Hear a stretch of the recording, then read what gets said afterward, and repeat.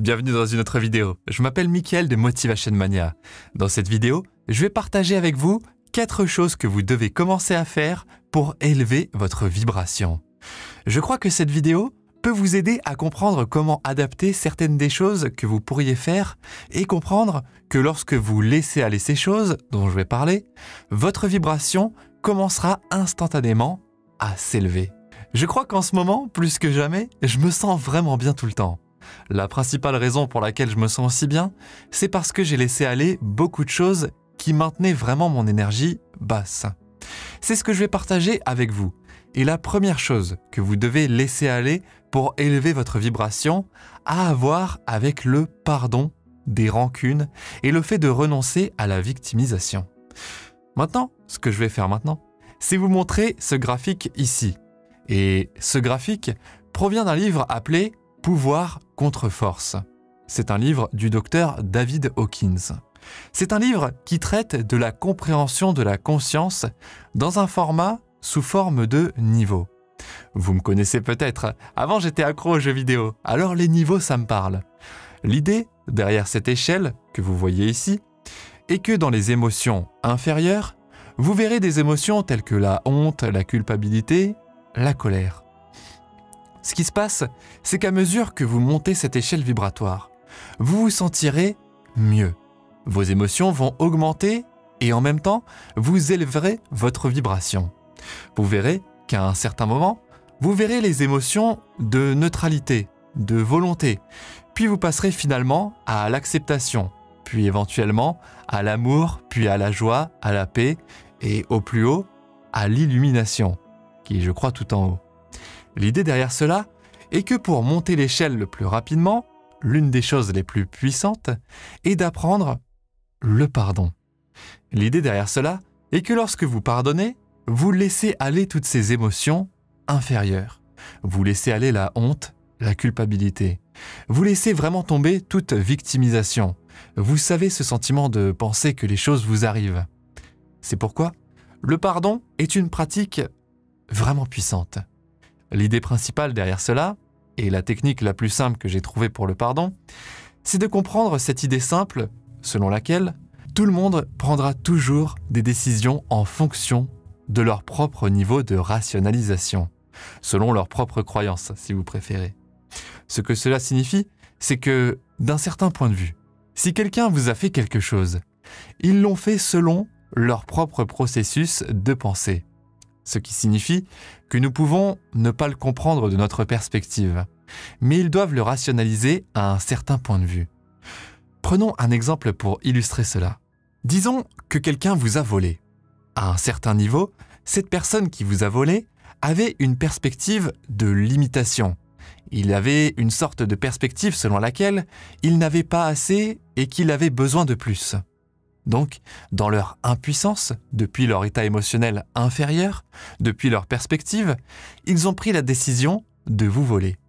Maintenant, d'un certain point de vue, vous pouvez le voir et vous pouvez voir que cette personne vous a fait quelque chose. Vous pouvez faire preuve de discernement et décider de ne pas leur faire confiance, ou encore de ne pas se trouver autour d'eux. Mais l'idée ici n'est pas de s'attacher à l'étiquette de victime, selon laquelle ils vous ont fait cela et que vous allez vous répéter cela toute la journée.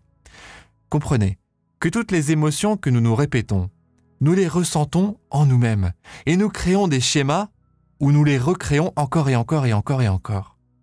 Donc, l'idée est que si nous ne pardonnons pas réellement, nous pourrions recréer cette même expérience avec quelqu'un d'autre, parce que nous nous accrochons à ce schéma énergétique. Cela pourrait rentrer dans ce qu'on appelle le karma.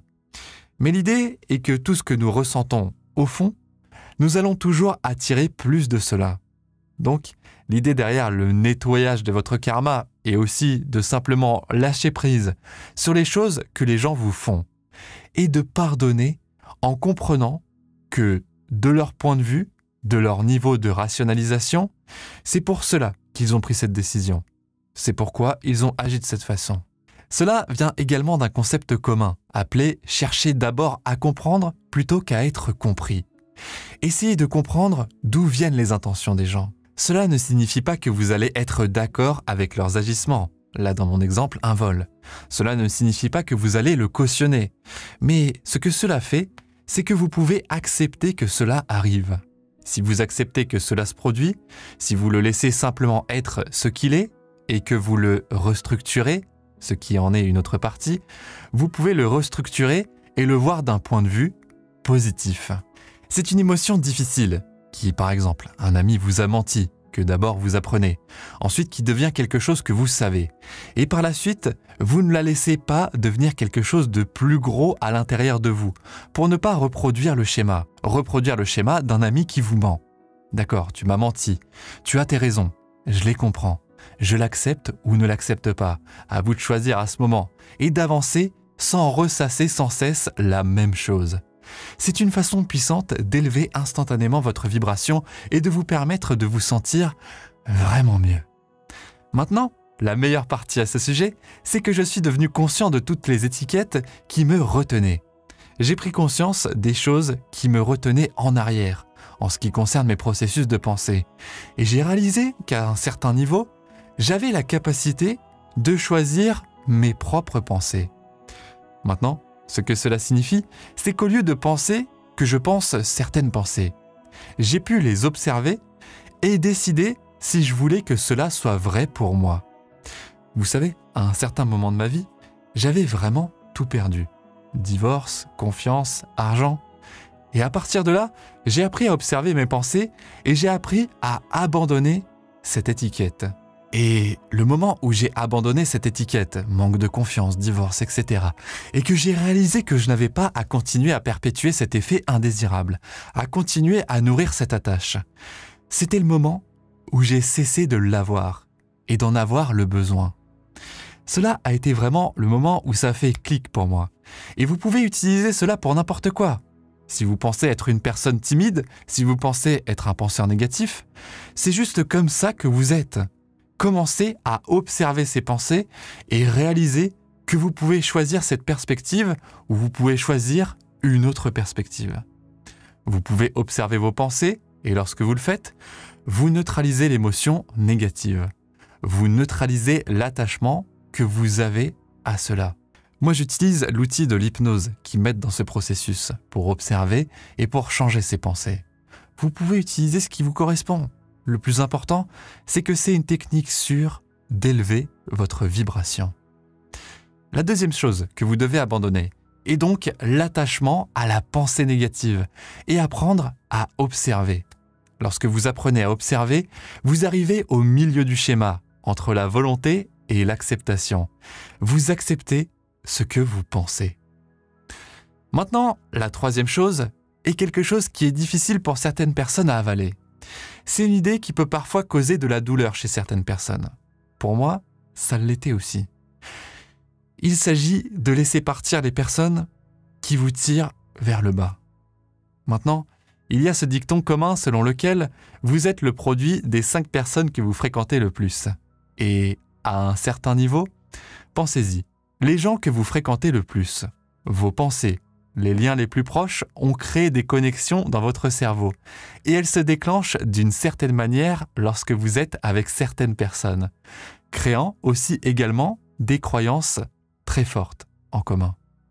Alors, assurez-vous de choisir vos amis avec sagesse. Assurez-vous que s'il y a des gens qui vous rabaissent constamment, qui vous font constamment vous concentrer sur ces émotions inférieures sur l'échelle vibratoire, qui vous font vous concentrer sur la victimisation, la culpabilité, la honte, qui vous font vous sentir que vous ne pouvez pas poursuivre vos rêves. Quoi que ce soit, comprenez que plus ils vous rabaissent, plus vous vous maintenez à ces niveaux vibratoires inférieurs. Maintenant, l'idée derrière cela est que si vous devenez plus perspicace sur qui est autour de vous, si vous devenez plus perspicace sur ce que vous ressentez lorsque vous êtes avec certaines personnes, alors ce que vous finissez par faire, c'est que vous récupérez votre propre pouvoir. Parce que vous décidez que votre énergie est plus importante que quiconque ayant la capacité de vous rabaisser. Maintenant, c'est l'une des façons instantanées de commencer à élever votre vibration. C'est simplement d'abandonner le fait d'être avec des gens qui vous rabaissent. Et le moment où vous le faites, le moment où vous commencez vraiment à croire en vous-même, sera le moment où vous commencez vraiment à vous sentir mieux. Maintenant, la dernière chose à abandonner pour élever votre vibration est quelque chose dont j'ai déjà parlé, mais qui est juste si puissant parce que nous ne sommes pas vraiment conscients de la puissance que cela a sur nous. Pensez à la puissance de la télévision et de la musique, ou même des réseaux sociaux, et à la façon dont cela influence l'esprit subconscient. Maintenant, lorsque vous regardez la télévision, vous êtes automatiquement, pratiquement, dans ce qu'on appelle un état d'onde cérébrale alpha. Oui, mais ça veut dire quoi? Dans un état d'onde cérébrale alpha, ce qui se passe, c'est que vous êtes beaucoup plus suggestif. Vous êtes beaucoup plus suggestif avec les idées, avec la répétition qui vous parvient à différents niveaux. Et lorsque vous êtes concentré sur des émissions de télévision qui ne vous servent pas, et je ne dis pas d'arrêter de regarder Game of Thrones par exemple, je ne vous dis pas de ne plus rien regarder, mais ce que je dis, c'est que le Français moyen regarde entre 4 ou 5 heures de télévision ou de réseaux sociaux par jour, et donc de simplement être conscient de ce que vous consommez. Si vous regardez des émissions qui déclenchent des émotions inférieures, comme je l'ai dit avant, si vous regardez des émissions de divertissement avec ce type-là que vous n'aimez pas, vous savez, cet animateur un peu lourd, mais vous regardez quand même, parce que ça fait passer le temps avant votre émission préférée. Ce que vous faites, c'est que vous entraînez ces pensées. Vous pensez que c'est un état normal d'être, que c'est une émotion normale. Et plus nous pensons que c'est normal, plus nous y raisonnons à cause de ce sur quoi nous sommes concentrés. Ensuite, l'idée est aussi d'être conscient de la musique que vous écoutez. Si vous écoutez de la musique qui a certains mots, qui vous affectent d'une certaine manière, qui vous maintient vraiment dans un sentiment bas, soyez conscient de cela. Encore une fois, ayez cette conscience corporelle. Comprenez comment vous vous sentez lorsque vous écoutez certaines musiques, quelle sorte d'émotion elle vous fait ressentir. Et à mesure que vous commencez à en prendre conscience, vous commencerez à reprendre votre pouvoir. Alors, l'idée n'est pas forcément de décider de ne consommer que des informations positives, mais plutôt de consommer des informations qui vous servent vraiment. Cela va vous permettre de reprendre votre pouvoir, et cela va élever votre vibration. J'ai appliqué tout cela dans ma propre vie. Ça a fait beaucoup de mouvements dans ma vie. Certaines choses plus lentes à mettre en place que d'autres, mais finalement, plus je laisse partir de choses qui ne me servaient pas, mieux je me sentais. Et je ne plaisante pas quand je dis que je me sens bien. J'ai toujours la pression de faire ce que je veux faire pour réussir. Mais l'idée derrière cela est que cette pression est très différente quand il n'y a pas de choses qui me retiennent. Et la façon la plus simple de prendre conscience de cela est de prendre conscience de vos pensées, de comprendre que tout d'abord, pour abandonner ces émotions inférieures, décidez que vous pouvez vous pardonner, que vous pouvez pardonner aux autres. Cela commence automatiquement à vous élever à partir de là. Vous pouvez commencer à laisser partir les étiquettes qui ne vous servent pas, à prendre conscience de ce que vous pensez. Enfin, rappelez-vous que tout ce que vous avez à faire, c'est vraiment de décider de laisser partir les gens qui ne vous accompagnent pas. Vous pouvez le faire avec compassion, vous n'avez pas à ne jamais les voir, mais décidez simplement que vous allez commencer à passer plus de temps avec des gens qui vous élèvent. Devenir plus conscient de ce que vous ressentez lorsque vous êtes avec certaines personnes. Et finalement, décidez simplement que ce que vous allez faire, c'est que vous allez être plus conscient de ce que vous allez regarder. Vous n'allez pas regarder la télévision ou Internet de manière à ce que cela déclenche de mauvais sentiments en vous. Continuez à regarder votre Game of Thrones, ce que vous voulez. Vous pouvez toujours regarder les choses qui vous donnent vraiment du plaisir. Mais comprenez que vous pouvez le limiter au lieu de peut-être 4 ou 5 heures par jour. Peut-être le rendre comme un petit plaisir.